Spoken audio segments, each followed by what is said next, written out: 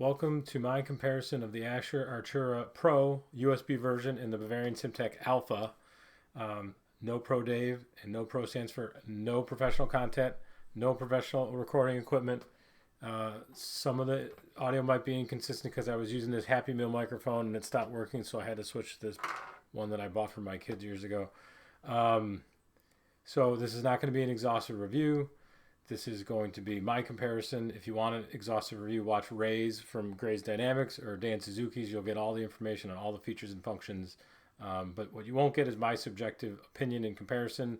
The rest of the disclaimer is that I bought both of these wheels secondhand from the Discord channel, Ray's Discord channel, and paid my own money. Nothing was given to me, so all opinions are my own. First thing I think I want to do is compare the sound of the shifters. Now you can hear this in Ray's video and in Dan's video, but you can't hear them side by side. So that's the Ascher. Probably don't even need to get that close. So the Ascher shifters, among the community seem to be considered the best. And I think the Bavarian Simtec are probably the loudest. They sound different on either side too. I think Dan referenced in his video that the dampening felt or whatever the hell back there tends to slide out. So those are fairly loud. We'll do the Ascher one more time. Pretty soft. The other thing I want to show, I think that's important, is the grip size. Obviously, it's just by looking at it, it's fairly considerable difference. TMU caliper here. We'll do the top is 30 on the Artura, and the top is also actually 30 up here, 30.6 millimeters. Let's try that again because it doesn't certainly look the same. 29.9, 29.7-ish, depending on where you're grabbing it. Yeah, 30.3, so maybe 3-4. Let's try down here. 33.6 under the little bridge there, 34.4. Now we're getting here. Now we're getting somewhere. 28 millimeters. So, 27.7. I gotta zero it. Yeah, 35.6. 32.8, a little slimmer as you go down. Let's do this way. This way I think is a much bigger difference. Right at the fattest point is 42.2. And here 38.4. So I mean, they obviously look bigger. When you're holding them, they're concurrently going to feel bigger. So I had a Bavarian Simtec Omega Pro, and to this day, those are the best grips I've ever felt, and I missed that wheel. I wish I still had it. I don't. I mean, I don't totally wish. It didn't have very good... They abandoned that wheel. It's not on their website anymore. There's no special profiles for it anywhere, so it was a little... It's kind of an underserved wheel, I think. But the grips were the best. Now, when I got this, I thought I was going to have that same, like, wow, I'm back to where I want to be. Bavarian's got the grip. I mean, they talk about this 13-degree angle here, but this didn't wow me. The size of the grips is what I'm looking for personally, but the feel of the grips ergonomically is not the same as the Omega. And I mean, I guess you could probably tell that from the pictures, but I was really hoping I was going to be floored by the grips. Now, that doesn't mean it doesn't feel great. It does. It feels really good. I drove with it all last night. I did well, well enough, well as I usually do, and it felt super comfortable. But just for me, if I'm going to have grips this big, I want them to feel like the Omega Pro did. Now, obviously, these are smaller. We just went through some measurements. These are super comfortable. I think universally across the board, this should be the wheel that probably most people would get when you're talking about the grips. People who have large gorilla hands are going to want the Bavarian Simtec. I said it in the Discord recently. The only thing that we touch on these wheels 100% of the time is the grip. So for me, after going through 10 or so wheels this year, including wheels from GSI and Picorni and the entry level stuff from Sim Magic, grips is number one. I don't care what it looks like. I don't care how many inputs it have. If it doesn't feel good, then I don't want it.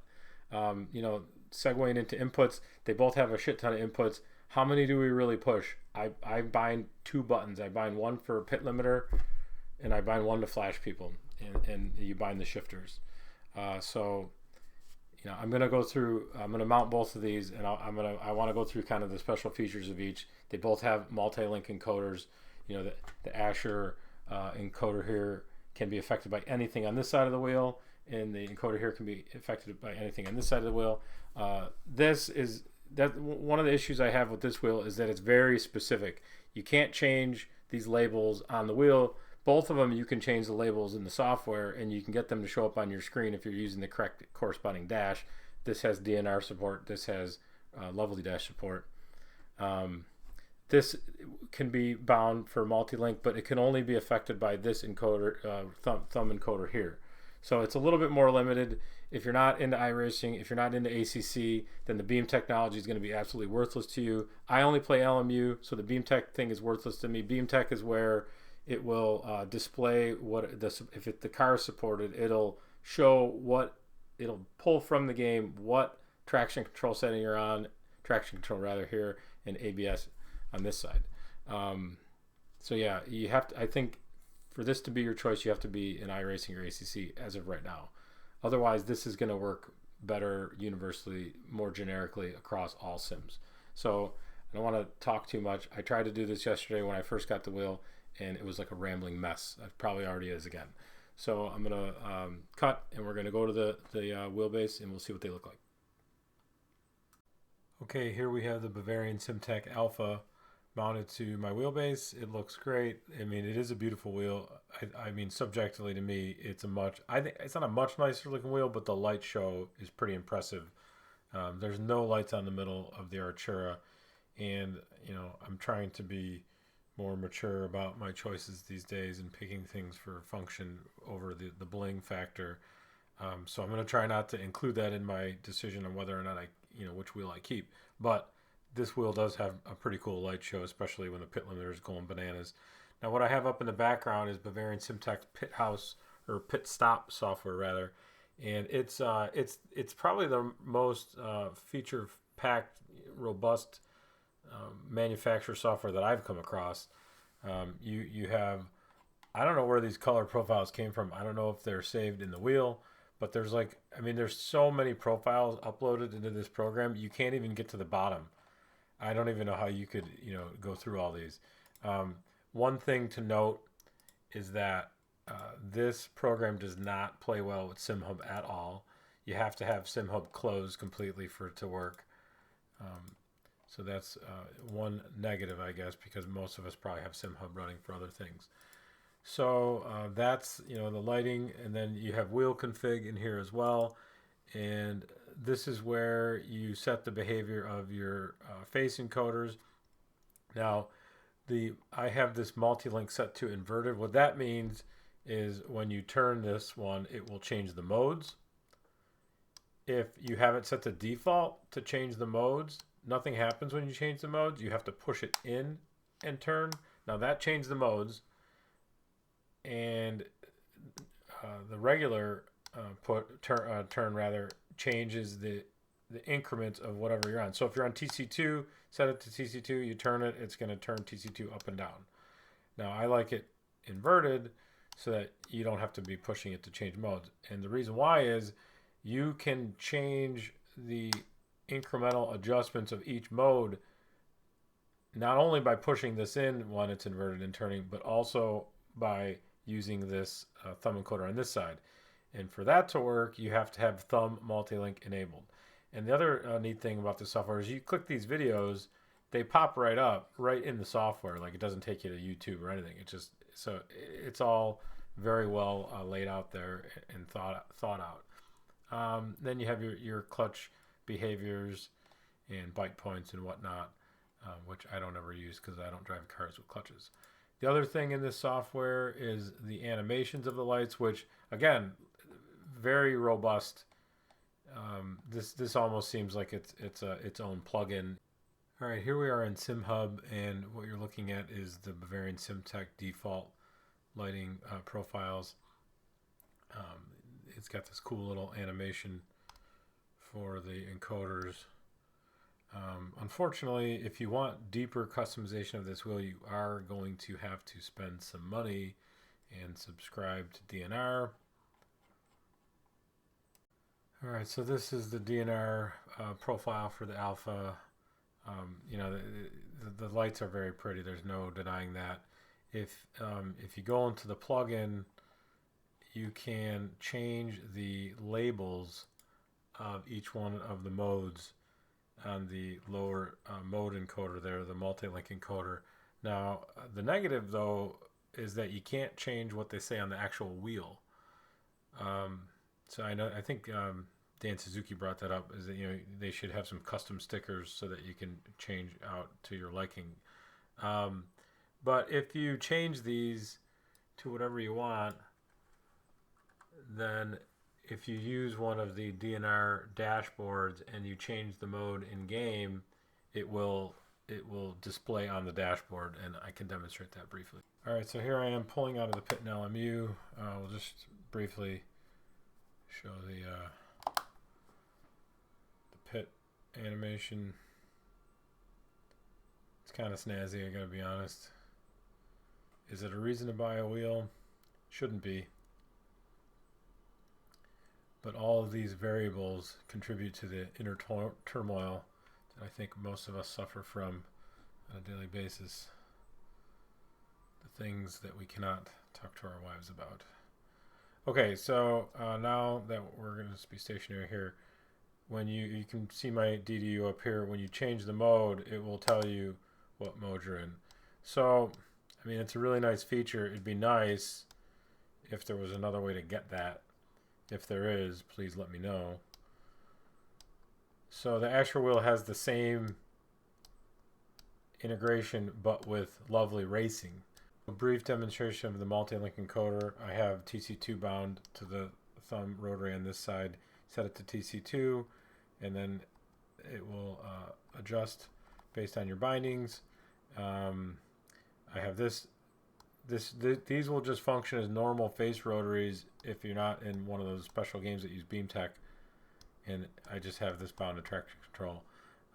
Every time you switch this to a different mode, it generates 2 different bindings, up and down, actually 3, because this has a push as well.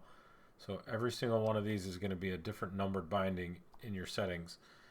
So it definitely, I can't personally use a wheel that doesn't have it now. I had the Constant 300 GT for a few weeks while I was, you know, deciding on which wheels I wanted to try to go after, and it has that feature, and that's kind of where I fell in love with it. So I'm going to dismount this, get the Ascher on, and we'll do a similar presentation. All right, here's the Artura Pro, Ascher Artura Pro mounted to the wheelbase. This is just a basic device screen with the Ascher Racing lighting profile that it comes with. Now, what makes this wheel unique is its integration with Lovely Racing, and if you go to the Lovely Racing plugin, it has its own Ascher Racing tab up top, and you access the tab up top, and then you can change the behavior of both encoders, left and right, and you can make them regular encoders, you can make them positional encoders or modifiers, and then you can choose what is modified. You can choose, if you open up the default button map, it shows you what's what, and then you can pick whatever you want for both sides. I'll launch into LMU and I'll show you how that affects the Lovely Racing dashboard. Alright, so I have the Lovely dash overlay up there just for demonstration.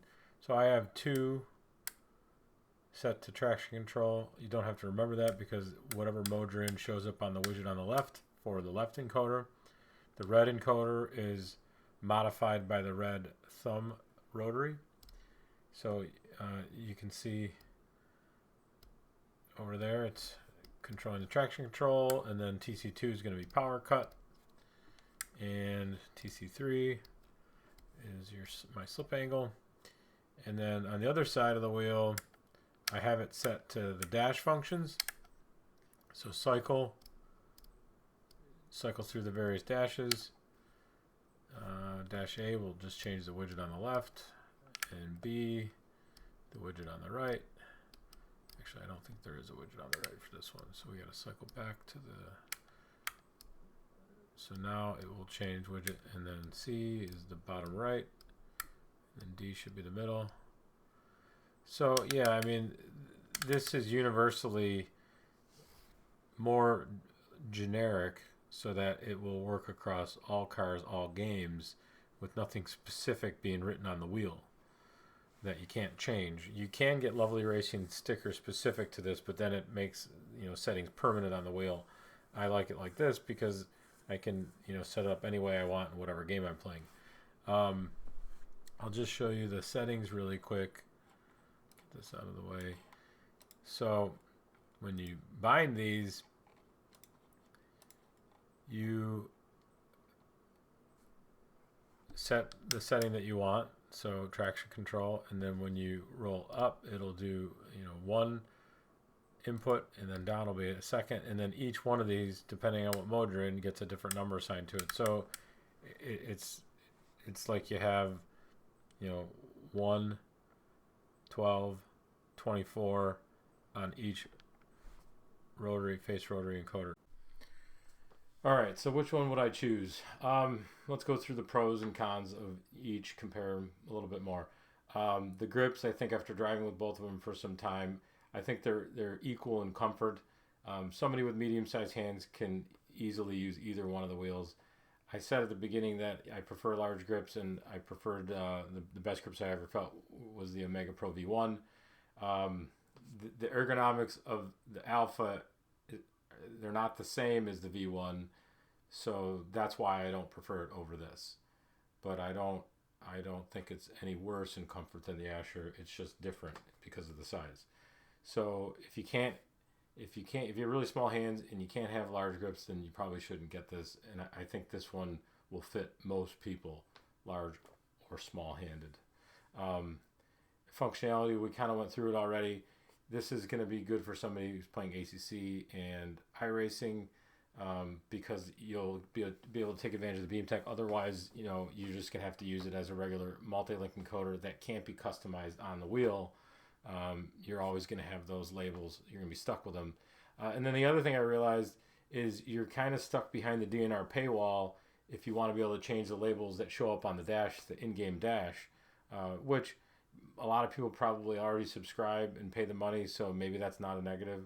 I was thinking about it last night that you can't do that in the pit stop software. At least if you can, somebody tell me where it is because I didn't see it. I only found it in the DNR plugin. So if you want to be able to change the labels that show up in the game on the dash, you have to subscribe to DNR. Whereas Lovely Racing integration for Ascher is completely free. That doesn't mean it should be free. He probably should be charging money, and we all definitely should be donating. But again, that's going to be a plus for the Ascher. You know, it's just numbers on the face encoders. There's no labels that are permanent. You know, and then briefly, the other thing I like about this wheel is there's no stickers on it either. That's kind of like a pet peeve of mine. I think any wheel that's, you know, costs this much money, I don't think they should have stickers. I know they all do, but I just think stickers kind of look cheap. I don't care how expensive they are. This has exchangeable button caps that, you know, comes with a whole bag of button caps, and you take these plates off and you can change the buttons. So this, now that being said, Bavarian probably has the best stickers. And, you know, when I had the Omega Pro, I didn't even realize they were stickers. I thought they were like laser etched button caps like this.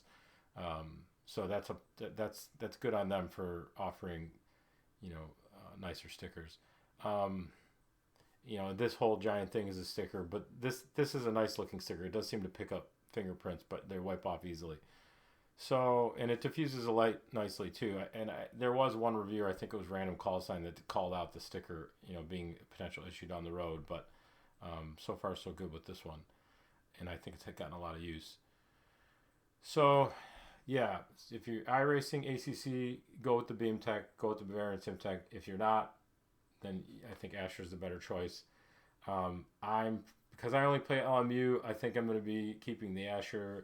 I have a couple of people have been reaching out to me, asking me which one I'm going to keep because they maybe want to buy the one I'm not going to keep. So I'm probably going to let the Alpha go, just because it wasn't the holy grail of comfort that I was hoping for.